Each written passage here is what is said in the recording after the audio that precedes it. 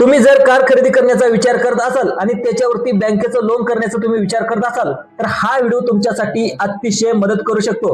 त्याच्यावरती बँकेचं लोन कसं घ्यायचं, त्यानंतर त्याच्यावरती व्याजदर कसा लागतो, त्यानंतर त्याच्यासाठी तुम्हाला कोणकोणती कागदपत्र लागतात याची सविस्तर डिटेल या व्हिडिओच्या माध्यमातून आज आपण जाणून घेण्याचा प्रयत्न करूया।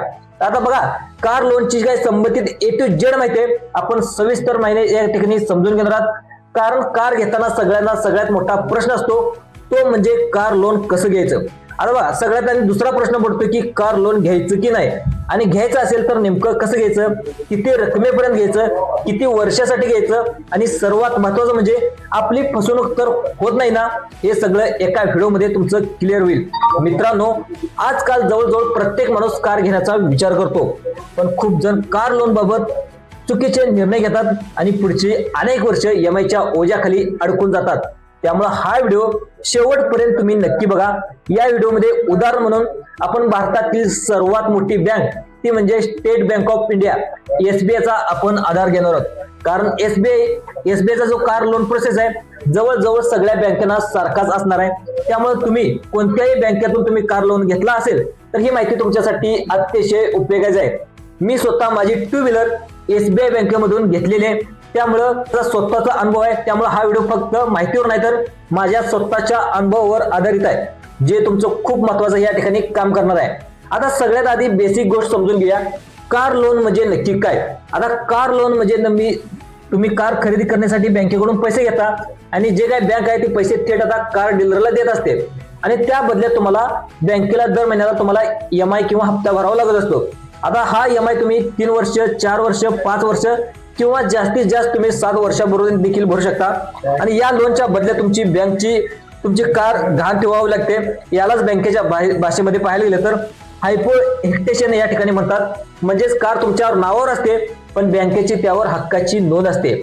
आता अनेक लोक विचारतात की जर आम्ही EMI भरला नाही तर काय होईल। तर मित्रांनो, तुम्ही जर EMI नाही भरला तर बँकेला कायदेशीररित्या अधिकार असतो की ती कार जप्त करून ती विकू शकते। पण साधारणपणे बँका आधी अनेक संधी देत असतात, कॉल्स येतात, नोटीस येत असतात, त्यामुळे तुम्हाला कोणतेही घाबरण्याचं कारण नाही, पण निष्काळजीपणा तुम्ही अजिबात करू नका। आता एक महत्त्वाचा मुद्दा म्हणजे कार लोन आणि ऑटो लोन यामध्ये फरक आहे का, तर याच्यामध्ये उत्तर आहे तो तर नाही।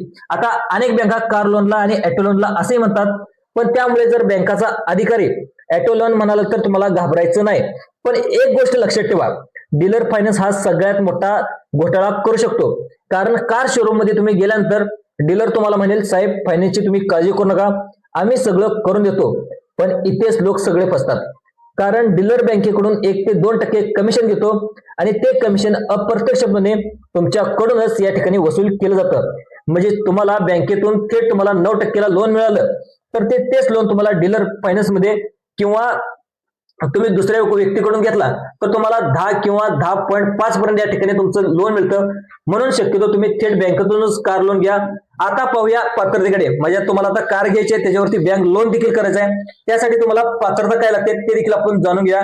तुम्ही जर पगारदार कर्मचारी असाल, म्हणजे तुम्ही कोणत्याही कंपनीत काम करत असेल, तुम्ही टाटा मोटर्स मध्ये असेल, बजाज मध्ये असेल, तुम्ही कुठेही कामामध्ये काम करत असाल, जर तुमचं वार्षिक उत्पन्न किमान 3 लाख रुपये असणं गरजेचं आहे।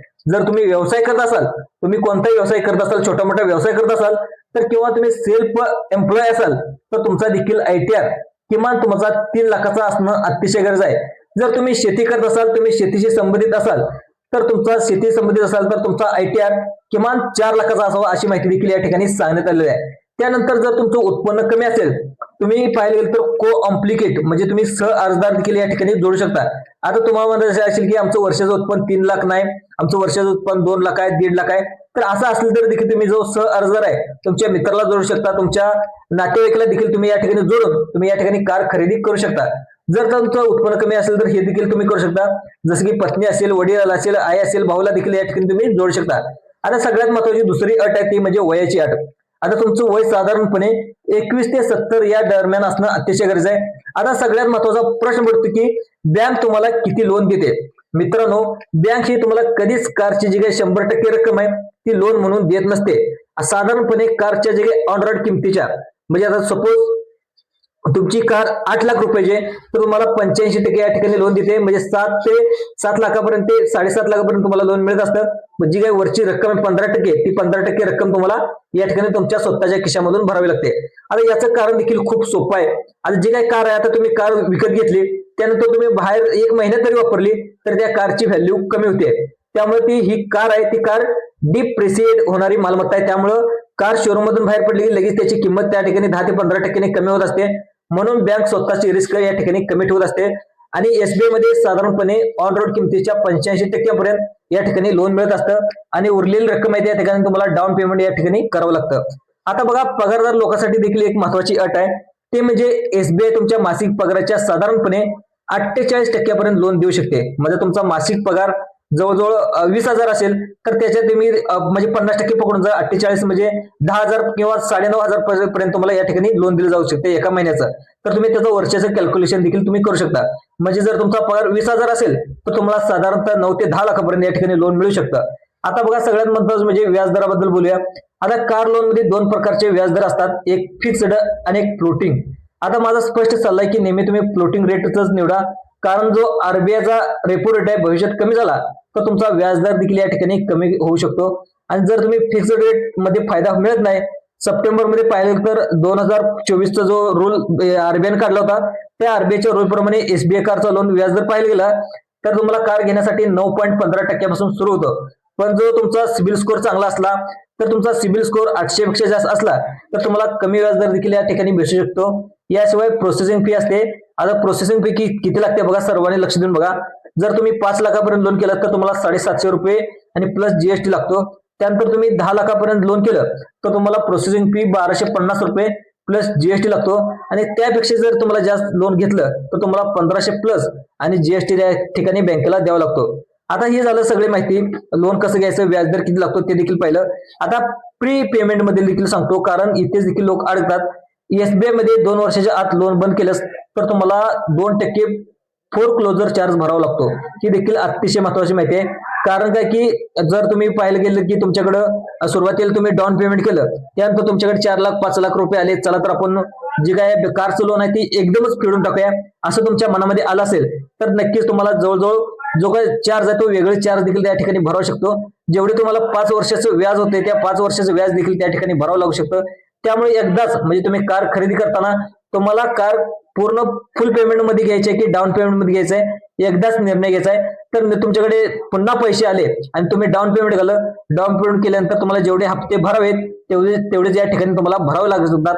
आता सगळ्यात महत्वाचं म्हणजे फ्लोर क्लोजर चार्ज लागतो. आता आम्ही देखील, माझ्याकडे देखील तसं झालं. माझी 2 व्हीलर मी डाऊन पेमेंट करून घेतली होती आणि नंतर माझ्याकडे पैसे आले, पण ते म्हणून मी 2 वर्ष पूर्ण होईपर्यंत थांबलो. पण आता त्याचा टेम्प्युअर म्हणजे त्याचा कालावधी एसबीआय आता जास्तीत जास्त 7 वर्षाचा टेम्प्युअर देते. पण कार लोनशी 4 ते 5 वर्ष म्हणजे फेडलेलं केव्हाही चांगलं.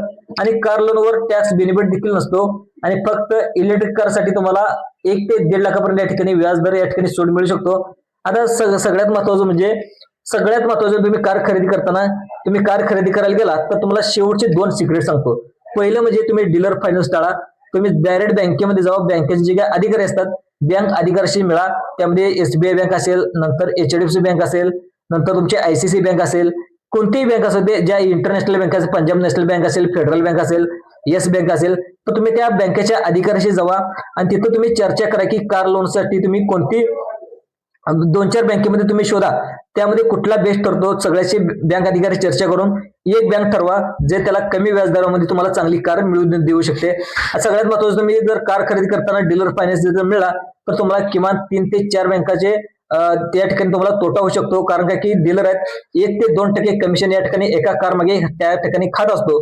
त्यामुळं डायरेक्ट तुम्ही बँक अधिकाऱ्याशी चर्चा करून त्या ठिकाणी तुम्हाला 9 ते 9.5 पर्यंत या ठिकाणी तुम्हाला व्याजदर मिळाली तुम्हाला कार लोन या ठिकाणी मिळत असतं. दुसरं म्हणजे किमान 3 ते 4 बँकाचे तुम्ही ऑफर घ्या, त्याच्याशी तुलना करा आणि प्रोसेसिंग फीवर देखील चर्चा करा. कारण की प्रोसेसिंग फी देखील एखाद्या बँकेत जास्त असते, एखाद्या बँकेची कमी असते, एखाद्या बँकेचा व्याजदर जास्त असतो, प्रोसेसिंग फी कमी असते. त्यामुळे सर्व व्यवस्थित तुम्ही चेक करा. मित्रांनो, एवढी सगळी माहिती एका व्हिडिओमध्ये मिळणं सोपं नाही. जर हा व्हिडिओ तुम्हाला उपयोगी वाटला असेल तर खाली नक्की कमेंट करा. तर यामुळे आम्हाला खूप चांगली माहिती मिळाली. तोपर्यंत असं वाटत असेल तर नक्कीच तुम्ही कमेंट करा. तोपर्यंत धन्यवाद, काळजी घ्या आणि भेटूया पुढच्या व्हिडिओमध्ये. धन्यवाद.